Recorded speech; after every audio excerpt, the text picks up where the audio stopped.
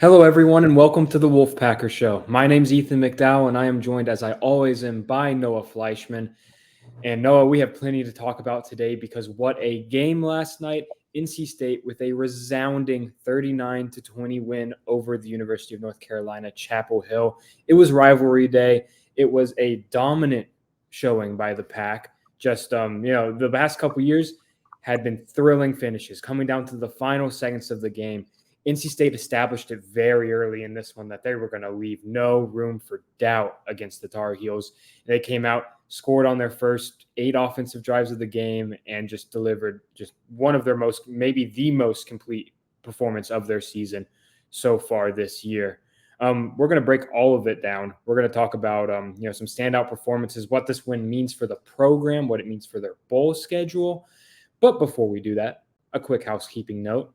We're both writers for the Wolfpacker.com. That's NC State site the NC State site on on3.com. Go check it out for team news and analysis for men's and women's basketball and football during this crossover season, and recruiting, which is getting heated up real quickly now. It's going to be a busy month ahead. Signing day is less than a month away at this point. And we're going to break it all down. We're going to talk through all of it, the latest transfer portal news, everything concerning NC State football, recruiting in and out of the portal, all on the Wolfpacker.com. It is only $1 to subscribe to our website for premium access to our message board and all of these scoops that will make you the most informed Wolfpack fan in your friend group. All right, Noah, let's talk about it. We both thought NC State was going to win this game. I don't know if we thought they were going to absolutely run UNC out of Carter Finley Stadium, because that's what happened. That's what happened Saturday night. I'll be honest, I thought it felt a little different when I got to the stadium. I thought there was just a buzz. It was intense. We showed up early for that game. We got there about 3 hours before kickoff, and it was just tailgate lots were packed. I went and sat there for the Walk of Champions, and it was like usually that whole brick path leading up to the Murphy Center is like open, and there's a solid showing of fans. Like, they had security guards pushing people back from the path. It was people were fired up to be there. They were fired up to see their team. And it showed from the first snaps of the game that the team was just completely locked in. They channeled that energy into just the best execution I think we've seen from them, especially offensively so far this year. Noah, what did you think about the win overall and what you saw from the Wolfpack?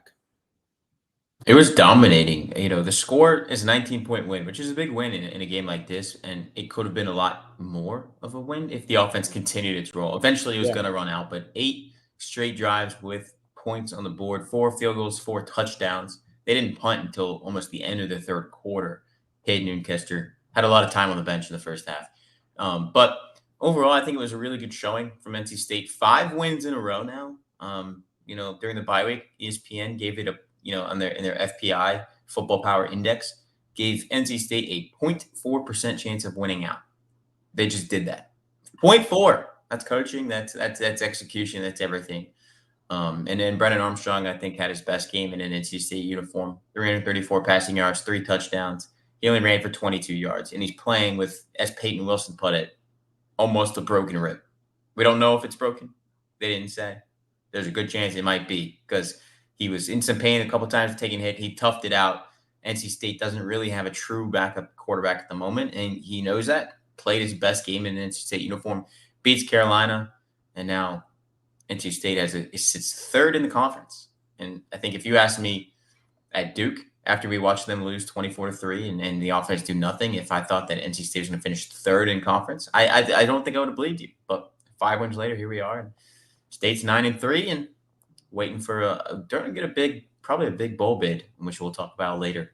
But that'll be fun for them, and good way to end this season, on a high note, at least in the regular season. Yeah, absolutely. And you're looking at it, and UNC came into this one averaging over 500 yards of total offense. They led the ACC in passing and rushing offense. Let's go through the numbers here. They had 384 yards. For most teams, that's still a lot of yardage. For UNC, that's well below their average. NC State had 504.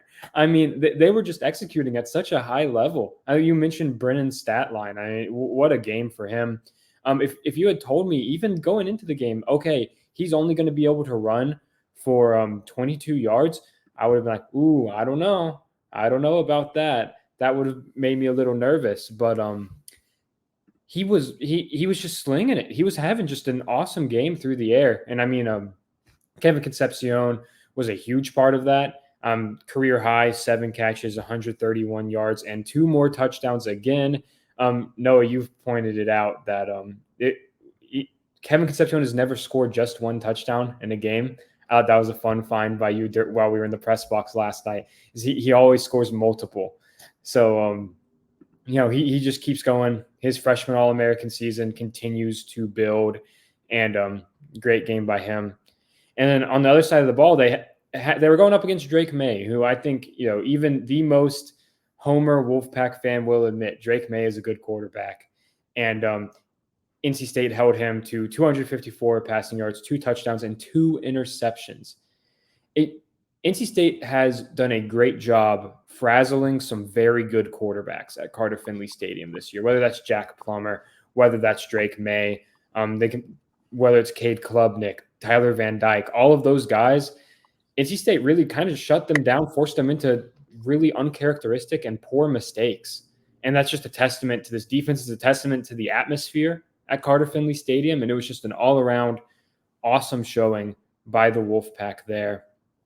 And then you got to, of course, point to the rushing defense as well. If you look at it, I mean, Drake May had 9 carries for 106 yards, especially later in the game when it was a little more like prevent stuff. He was able to get some chunk yardage on the ground and did have that one long 56-yard scamper.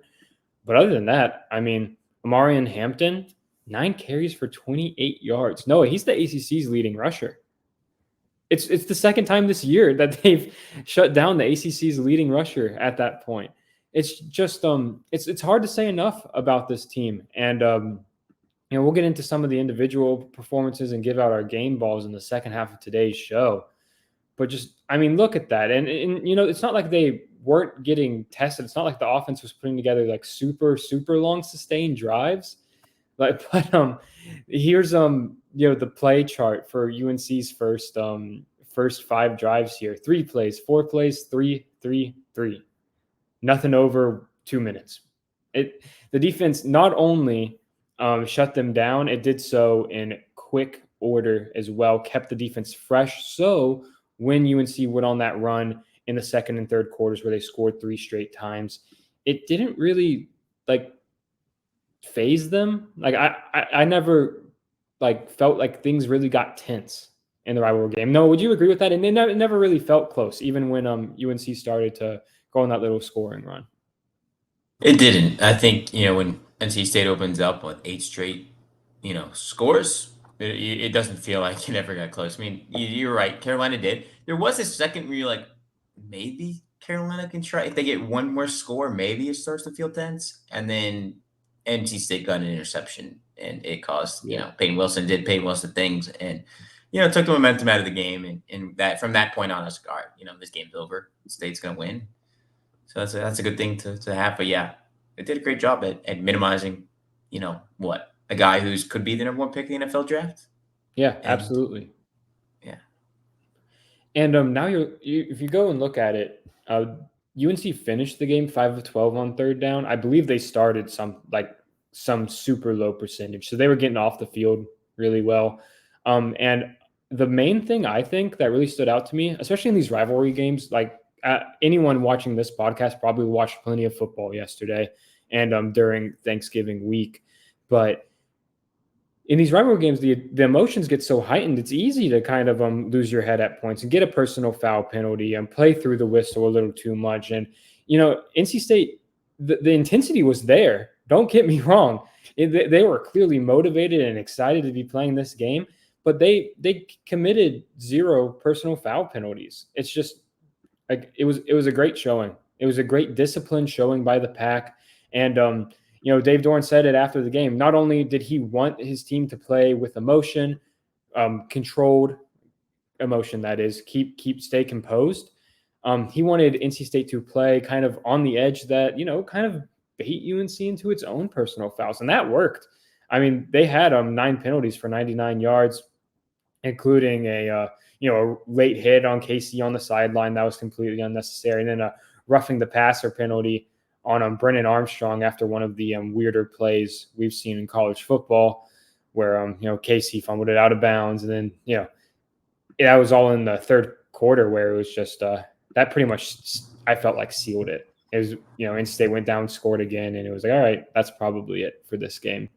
So just a good overall performance for the Pack, especially in a rivalry game. Hard to say much more. And NC State went 8 for 8 in the red zone, only allowed 1 sack. It's just, we can name stats for days, but it's hard to overstate just how impressive of a win this was for NC State. Noah, every week, as you know, we like to give out our key moment of the game, just a turning point where we thought the game really swung either in NC State or its opponent's favor. This game, it's interesting. I'm excited to hear what you've picked for this one. It's an interesting game, and I'm gonna take NC State's first touchdown of the game. Go up 13-0. Here's a 11-yard pass to KC. I think that was the biggest one because NC State had driven down the field in his first 2 drives, but couldn't get points. First one goes 6 plays, 43 yards, field goal. Next one, they get a fumble, go 24 yards, field goal. Because, okay, like they need points because Drake May is going to be able to score a touchdown. Then they put together an 11-play, 83-yard drive that goes 5 minutes, 53 seconds, ending in a KC 11-yard touchdown reception from Brennan Armstrong. That's when I think this game turned, because then you put together another touchdown drive after that, go up 20-0. Then it gets to 23-0 before Carolina can score a touchdown. So I think that was the biggest thing. It made it a two-score game. And then after that, they just kept the train rolling. And I think it really it's kind of like basketball. You're shooting, you can't make a jump shot. You need a free throw. Well, the free throw was their field goals. They finally hit the jump shot, and then everything else started going in after that. Yeah, no, I think that's a good pick. Because it felt like everything was going NC State's way on those first drives. There was also that looming thought of, this high-powered UNC offense, they could answer those 2 field goals with a touchdown, and they'd be winning. Like the momentum could swing so fast. So once they got in, went up 13-0. I agree. That's when it started to feel like, okay, this might not only be a win, but it might be a blowout as well. I'm picking UNC's second offensive drive because Amarian Hampton had his best run of the game on 1st and 10, the first play from scrimmage that drive, rushed for 19 yards up to the 35, and it looked like, okay, here we go. This UNC offense, we know what it is. And then, Peyton Wilson and Savion Jackson stuff another run. Jalen Scott records a quarterback hurry. There's a false start. And then Drake May scrambles, but then takes a big old hit from Devin Boykin, and Peyton Wilson, I believe, was in there as well, forcing a fumble that Jalen Scott recovered. So a lot of seniors making plays on that drive on senior day, which was always cool to see. It set the tone. I'm sure it set the tone for Drake May as well. He knew that he was going to be able to pick up some yards when he scrambled, but he's going to take a big hit when he did. They sent a message with that play. And like I said earlier, I think they kept him off of his rhythm. It's not easy to throw that guy off of his rhythm. I think very highly of Drake as a quarterback, but he quite frankly missed a lot of throws. And I think that a lot of that was because of how much pressure NC State was getting. I think they got into his head a little bit. I like NC State's defense has done all year. I think they got into Drake May's head that early in the game. I think it started with that forced fumble, and that really set the tone for this contest. And I'm sure Devin Boykin and Peyton Wilson enjoyed the chance to get to hit the quarterback there.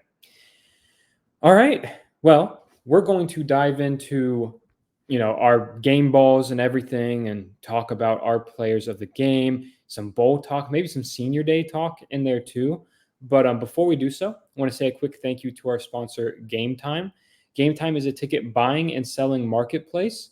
Whether you're looking for concerts, I can't use the UNC game as an example, like I have any all season. But if you're looking for basketball games, hurricane tickets, literally whatever you want, bowl tickets, you can find it all on Game Time. I have an issue where I always wait to the last minute to buy tickets. No, it's a problem. I usually end up having to pay more than I want to for those tickets because of it. Game Time takes some of the hassle out of that. They have tickets right until the last minute. And when you go on their app or check out their website, you can see the exact view from your seat. So you can see exactly where you'd be sitting, the price. They give you the best deal at the top of the app and then the cheapest ticket. So whatever you're looking for, Game Time has it. If you go check it out, use code Wolfpack. That's all caps Wolfpack when you check out. You'll get $20 off. So it's a great deal. Go check it out.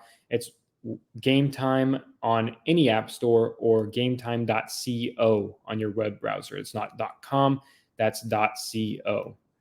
All right, Noah, before we give out game balls, I want to talk senior day a little bit because there was 13 players that walked during senior day that will not be able to return. They're out of eligibility.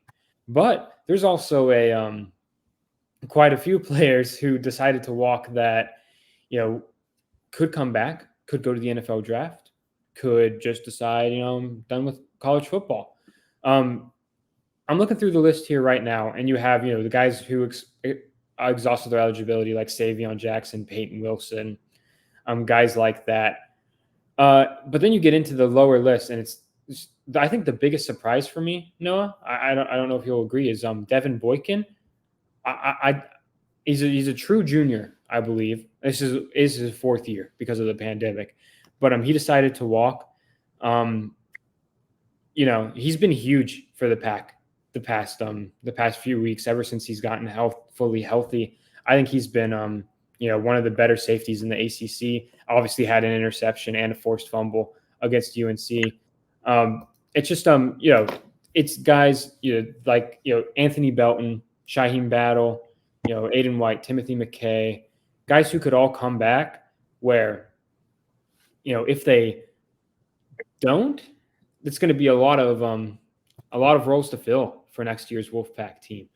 But, if they do come back, I think it says something about the team that you have so many guys that feel like, they might want to test the NFL draft waters at the end of this year, because there is a lot of talent and, just a lot of guys, walking during senior day that, I don't want to say unexpected, but it was just interesting to see the full list. Noah, are there any names that when you went through it that caught your eye that, you wanted to point out from the senior day list? I think it was mostly, pretty straightforward when you think about the guys that still have eligibility left, for the most part. Like Aiden White, Shane Battle, guys that are going to probably see what the NFL has to offer, and then they might say, you know what, take one more year, come back and try again. I think, Delbert Mims walking is interesting. He's got a year left. We'll see what happens there. I think Dave Doran said he wanted to give the opportunity to anybody that could, right? And I think that's the biggest thing is, giving them a chance to have that moment, in the stadium. And he talked about on his radio show this week on how he doesn't remember a lot of the games from college football when he was playing, but he does remember his senior day, every single second of it. And so he wanted to make it special for whoever wanted to walk. And these guys have degrees and things like that. So, they deserve to have the opportunity. So I think that was good, and I think that in their moment, Brennan Armstrong, last time he had the crowd, all of its eyes on him inside Carter Finley Stadium, he got booed on the field. He comes out during senior day, gets a big cheer, and then goes out and has the best game in NC State uniform. So I thought that was, pretty cool. And Dave Doran wanted, I think, the crowd to be behind Brennan. They were. The team's been behind him, and it's helped, especially in these last 3 games. Yeah, absolutely. It was a cool ceremony for sure, just to see so many players with their families getting recognized for everything they've done with the Wolfpack.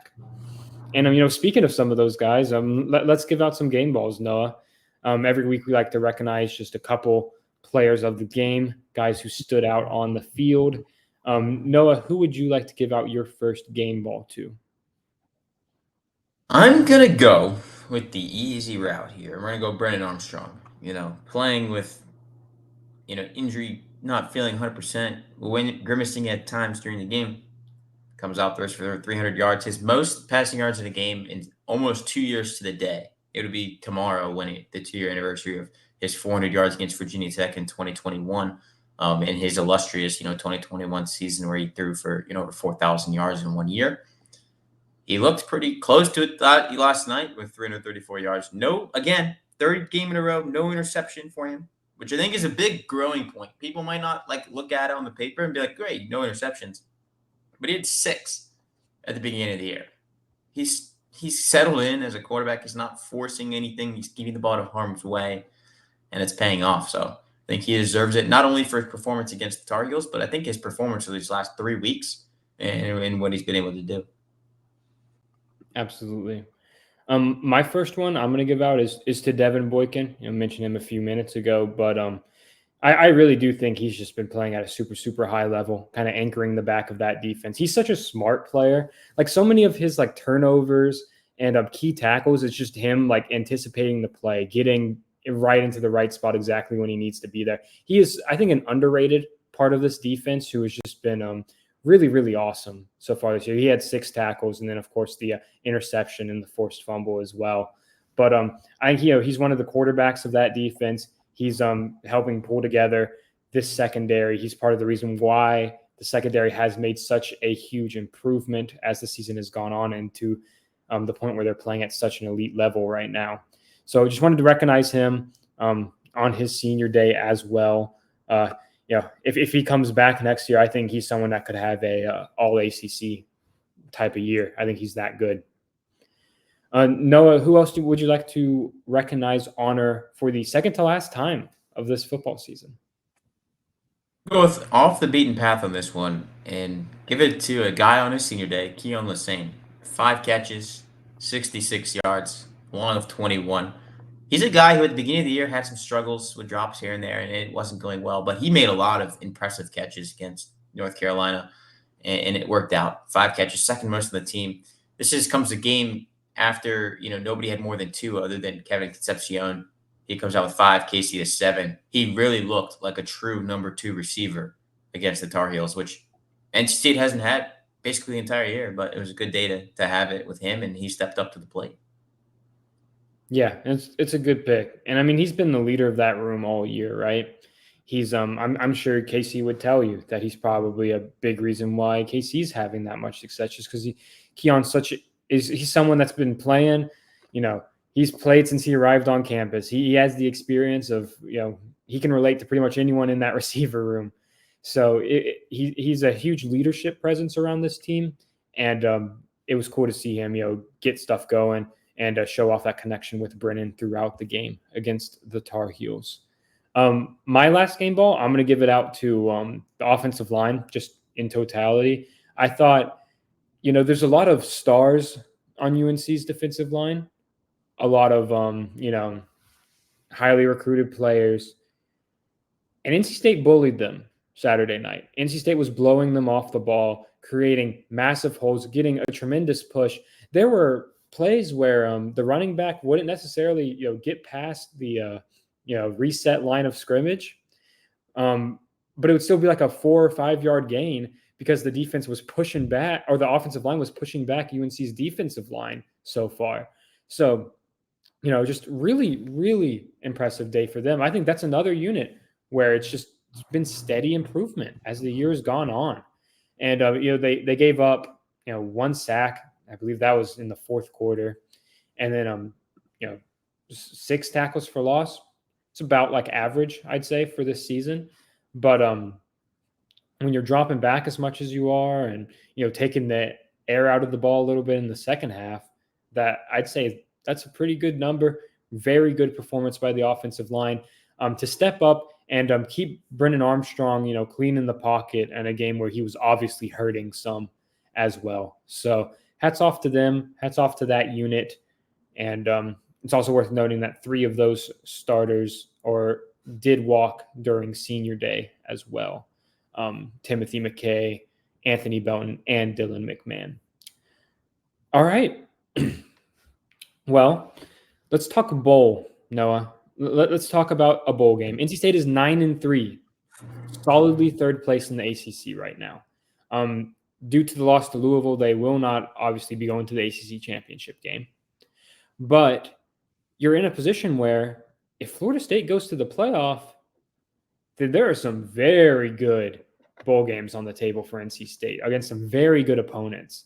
What we're going to do here is kind of give out our favorite pick for a bowl game here, where we'd like to see NC State go bowling. And, just to give you like a little bit of a preview, we've seen bowl predictions have been everywhere from New York to El Paso to San Diego to Orlando, just all over the country so far over the past few weeks as NC State has continued to win games. Their bowl profile continues to rise, obviously.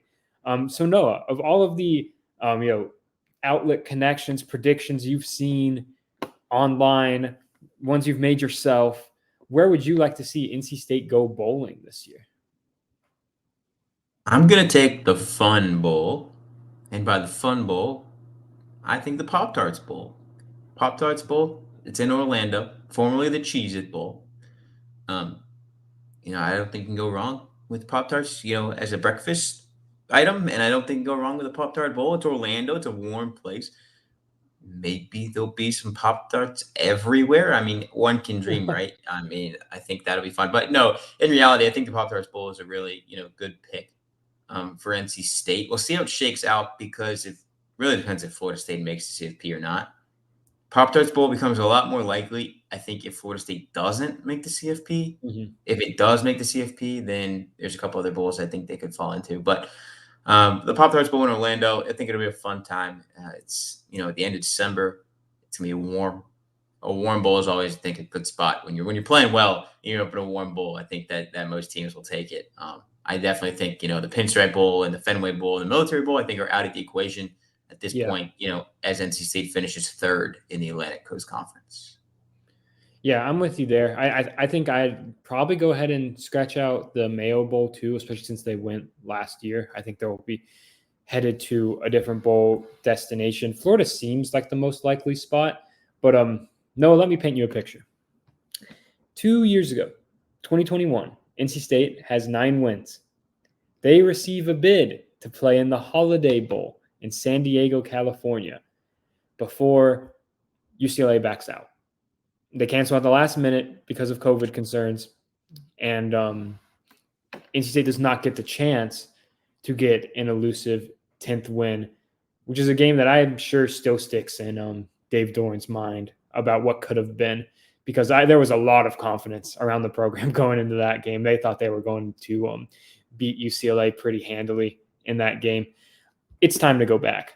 It is time, once again, with NC State, with a shot for 10 wins, it is time to go back to San Diego for the Holiday Bowl, playing in the baseball stadium down there, and have another exciting bowl game against an exciting Pac-12 opponent. It could be anyone from Oregon State, maybe even Oregon, depending on how, their conference championship goes. So it'll be a good bowl, and I'm keeping an eye on it. I think that would be a big stage for the Wolfpack too. That's usually a primetime game, a pretty fun one. And I'm sure for everyone that every player that experienced that first Holiday Bowl in 2021, I'm sure they'd love to go back and have a second chance at making program history as well. All right, Noah, for about the past month and a half, we've been wrapping up the show with just a general check-in on how we're feeling about the program, how we're feeling about this season. And, well, I don't know about you, but I'm feeling pretty good about it. I think NC State's playing some dang good football. I expect for them to climb into the top 20 of the CFP poll this week. But, Noah, let's just get a little vibe check from you before we sign off here. How are you feeling about NC State's 2023 football season? I think, you can call it the regular season. I think you can call it a successful year. 9-3, 5-game winning streak. Obviously, people had high expectations for this team coming to the year. Didn't start off the greatest at 4-3, but man, they finished, I think playing to the, that level that people had thought they could do at the beginning of the season, especially on offense. So I think that that's happening, but they could rise this week in the CFP poll, which I think is likely. And we're talking about bowls. There is an outside chance for a New Year's Six appearance in the Orange Bowl if Florida State makes a CFP and if Louisville falls past NC State over the next 2 weeks in the CFP rankings, which is possible. I mean, it is possible. Louisville was 10. They'll probably fall into the mid-teens. NC State's going to rise probably into the teens after this win over Carolina. They're going to be close, and we'll see which one happens. But I'm not going to hold my breath. But I think a trip to Miami, that would be fun too. It's on the table, man. It's going to be interesting to see how the rankings shake up. Keep an eye on that. Before we sign off, just want to plug the wolfpacker.com one more time. I mean, right now it's half off the annual subscription for today and today only. And then we have another sale coming up, so keep an eye on that because silly season is here. Coaching carousel, the portal, signing day. It's the season might be starting to wind down, but the offseason is going to be just as interesting for the Wolfpack. And we're already putting out some scoops, some intel on the wolfpacker.com message board. So go check it out. It's only $1 for your first month or half off for your first year. All right. Thank you all for watching and listening, and thank you all for following along all regular season. We're not done yet. We'll be on your YouTube, on your podcast feeds often over the next month, recapping the big news from silly season and the bowl game. But thanks again, and enjoy the rest of your weekend.